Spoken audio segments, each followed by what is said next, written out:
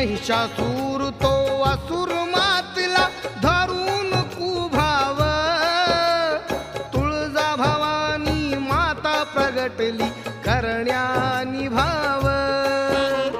Cooker दैत्यानी या भूलोकी रणकंदन केले, या जगताचा राजा व्हावा त्याच्या मनी आले.